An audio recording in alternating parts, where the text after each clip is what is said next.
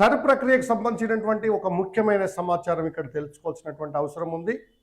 దేశవ్యాప్తంగా మొదలుపెట్టినటువంటి సర్ ఏదైతే మరి మనకు ఉన్నటువంటి ఎన్నికలలో భాగంగా ఈ ఓటర్ లిస్టు సవరణ అనేటువంటి దానికి సంబంధించినటువంటి సర్ ప్రక్రియను మరి దేశవ్యాప్తంగా చేస్తున్న దాంట్లో భాగంగా తెలంగాణ రాష్ట్రంలో మరి నిన్నటి వరకు జరిగినటువంటి చివరి తేదీ అయినటువంటి 10వ తారీఖు వరకు మరి ఒక ఫామ్స్ ఇవ్వాలనేటువంటి నిబంధనలు ఇచ్చినప్పటికీ ఎన్నికల కమిషన్ నిన్నటి వరకు చూస్తే తెలంగాణ రాష్ట్రం మొత్తం పేరు మీద చూసినట్లయితే మరి దాదాపు 1 కోటికి పైగా ఓట్లు గల్లంతైనటువంటి పరిస్థితి చూస్తున్నాం.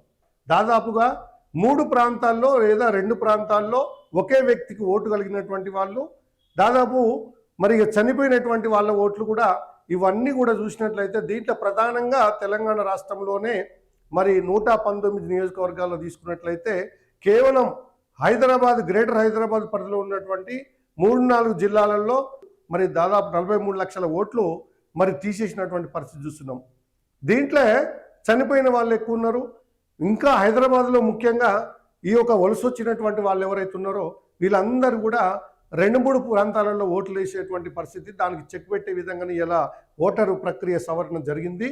కానీ ఎన్నికల కమిషను చెప్తున్నది ఏంది, ఒక వ్యక్తి ఒకే నియోజకవర్గం ఒకే ఓటు కలిగి ఉండాలి, లేదంటే మరి వాళ్ళ ఓట్లు తీసేసేటువంటి ప్రక్రియ ఇక్కడ జరుగుతుంది. కాబట్టి మీరు ఇప్పుడు దీంట్లో ఈ లిస్టులో ఎవరైతే ఉంటారో 3 దిక్కుట్లో ఓటేసే వాళ్ళు ఎవరైతే ఉంటారో మరి 17 తారీఖు నాడు సవరణ చేసేటువంటి అవకాశం ఉంది. కాబట్టి మీరు అధికారులు వచ్చినప్పుడు మీకు నోటీసులు పంపిస్తారు.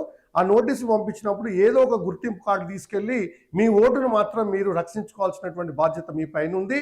ఓటు లేకపోతే మనం లేనట్టే, ఓటు పోయిందంటే మనం లేనట్టు, జనాభా లెక్కలో కూడా మనం లేనట్టు. కాబట్టి ప్రతిదానికి రేపు ఈ ఓటర్ ఐడి కార్డునే మరి ప్రధానంగా తీసుకురావచ్చు.